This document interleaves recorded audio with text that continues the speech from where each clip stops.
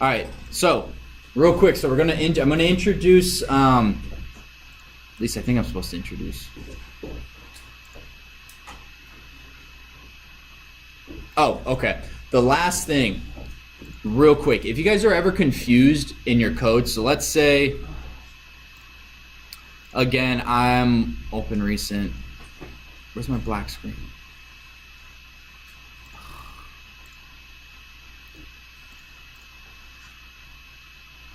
Let's say throughout the course of the game, I'm in this loop and I can't remember what bad guys is, right? I just can't remember what is it? Is it a variable? Is it a list? Is it an integer? Is it a string? Is it a float? I can't remember.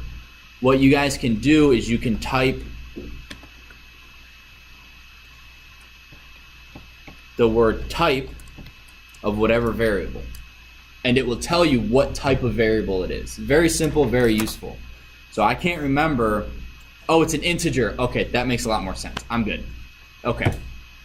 Wait, it's not supposed to be an integer right now. It's supposed to be a float. Now I got to go back and I got to debug because that's what's affecting my math. That's why my accuracy is always 10 points off or whatever. Whatever the reason may be. You just may need to go, you will need to know what type of variable something is. Does that make sense? Again, not a big chunk of this class, but it is a small thing that will help you later in coding. It's just remembering, just being able to do that. Now, this is the cool part. I got about 09, right? 11 minutes. This is super cool. So if I want to code and have the user enter information, for example, how much do you make in a year? Because it's a loan calculation program that you've posted on your website, right? You made a website. You're like, Abby, how much money do you make in a year? $20,000. Okay. How long have you had your job? 3 years. Well, you actually don't make enough to qualify for a loan. I'm sorry. So what we're going to do, so all you do is you have a variable name. Again, we're going to do this salary because I want to make sure you guys are getting the habit of naming your variables what they are. And I want you guys to do this. You guys do this in your console. Don't do it in the shell. Again, I'm only doing it in the shell for demonstration purposes. I'm going to put input because I want the user's input. Makes sense, right? And again, we're going to do open, close, parentheses. And whatever you type in here, this is the prompt. So whatever is typed in here is what the user will see. So when I run it, this is the prompt. It's now waiting for me to do something. And I go, hello, prompt. Now if I type salary, but what you definitely want to do with your, all right, I'm using X now because I don't want to type salary 30 times. X is input. Please enter your yearly salary in dollars. I always end, just for sake of neatness, I always end with at least a space. And then, I make a bajillion dollars. Because if you don't, if you just go,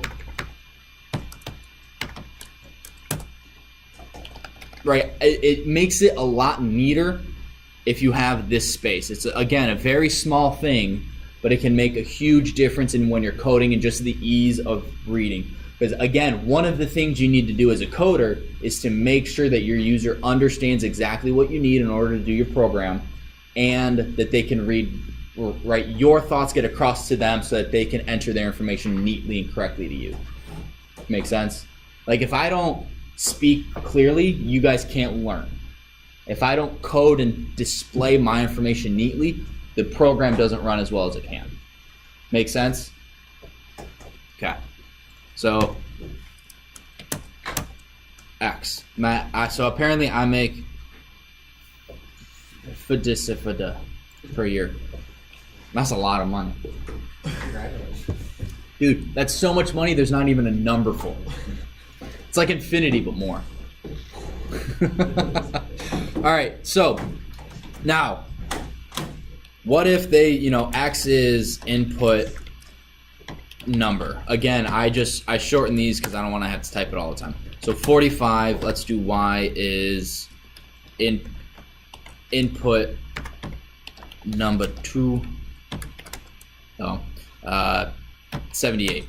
So now I want x minus y. Wait, minus y. What am I going to get? Who can do that math on the top of their head? Negative 33? Right? Is anyone agreeing with me? Anyone disagreeing with me? Oh yeah, Ricky, do you need to sit closer? What? You good? You good or you need to sit closer? Okay. Uh-oh. What does that mean? Who can break that down for me?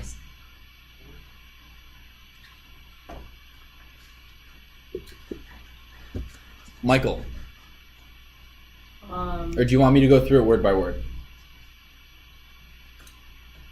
Well, no, I meant as a class. Do you want me to go through it, or do you guys want to try? You guys are going to try to figure out. Michael. Is it like, because it's trying to do like the prompt minus the prompt instead of the number itself minus the number itself? No. Robert. Can you not do math operations on strings? That's it. The default input is always going to be a string. So what this is saying is unsupported operand types for minus. Real quick, in programming, you have, so if you have x minus y, it doesn't matter. This is called the operation. Right, because you guys know mathematical operations. This is called the operand. So what this is saying, you have unsupported operands for subtraction. These two numbers, these two objects, you cannot minus. So what this is saying is you have a string and a string and you're trying to subtract one from the other. You can't do that. Right? Can I take whatever? Yeah, I'm not going to try to break that down. But that's what it means. So what we need to do is we need to tell the code, we need to code it so that instead of it being a string, we need it to be the integer version of that. How do we do this? What's your name? Yeah. Not Michael. Graham, that's right. Okay. Graham. Would it be like int and then like where would we put that? Again, you can do it two ways, but let's start with the person enters in an integer. Like what do you mean? So, well, you were right. You have to use int. So then you use input number 1. 2 parentheses. That gets a lot of people because they only put 1. You got to put 2. And 123. And then I'm going to do this again. Home y and number 2. And this is going to be 457. So now when I do x minus y, I get a negative actual number because I made this the integer version of whatever this string is. You can do the exact same thing with a float. Yep. So I would actually recommend when you are coding to put a float here. Because let's say float input, Lauren, how much money would you like to make an hour? $20. Only $20? Like $100. $1.5. like Okay, $1 million an hour. $1 million an hour. Yeah. Okay. You want to throw like an extra 50 cents in there? Sure. So hourly wage. So one that's 100,000, 10, 100 million. Dot 50 cents. And then y is, and again, I'm doing something I shouldn't.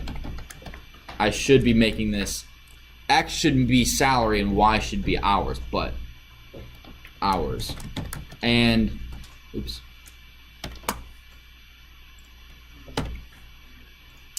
And how many hours would you like to work? More? One, One. two. Not like 2.5, But 2.7, how about like 50 hours? 50 out. Yeah. I'm- secure. 0.1. I'm looking for a decimal also. So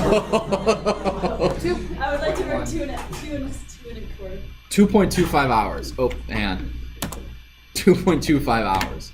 All right, so now your hourly wage will be X times Y.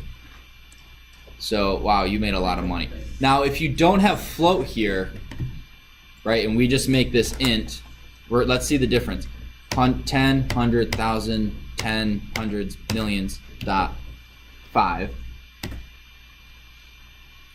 Oh, yeah, see, you can't even do that. I forgot. What this is saying is invalid literal for int with base 10. So an int, it's basically saying you are trying, the user needs to enter a whole number and it's entering a decimal number. So if you have an integer, that's why it's safer to use a float, because a float, if they typed in $15 an hour, the math will still work. But if you have integer and they make $15.50 an hour, you get an error. Does that make sense? Okay. Do you guys have questions? All right. So online chapter 2 review should be online. I will give you guys at least a half hour on Thursday, if not half the time, to work on it in class. Because I know a lot of this homework, doing it at home, and you're like, I have no idea what's wrong. It's very helpful to have someone, well, like me, to walk around and just help you guys. And then the second half will be a review. Now, my question is, do you guys want to quiz on Friday or Monday? Monday. Tuesday. Monday. Not Friday. So you guys don't want to quiz on Friday. You don't want to have a free weekend of not having to worry. Monday we don't have class apparently. Friday. Oh, because it's Memorial Day. That's why.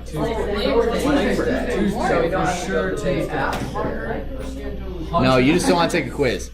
All right. So if we start something new on Friday, we may just start chapter 3. Just letting you guys know that now. What? Hang on, guys, stop talking. Again, one of the rules is no talking when I'm talking. I don't care if the bells ring. So, Friday, oh my gosh. Mrs. Fernandez, come on, you're killing me. Jonah Crum and Tommy Nelson. Mikhail Tolman. So, Jonah Crum, Friday we may start chapter 3. Chapter 3 will not be on chapter 2 quiz. But chapter 2, I mean, it'll just be chapter 2. So I'll give you, there's homework today. That'll give you guys time on Thursday to work on. So maybe try to get through some of it. It's multiple choice, true, false programming questions. And then Friday we will have maybe chapter 3. Is the quiz online or what's Quiz will be in class, it'll be paper. So is the homework to start the review? Homework is to start chapter 2 review, and then there's something specific for the quiz review. Awesome. Have a great day, guys. Thank you. Thank you.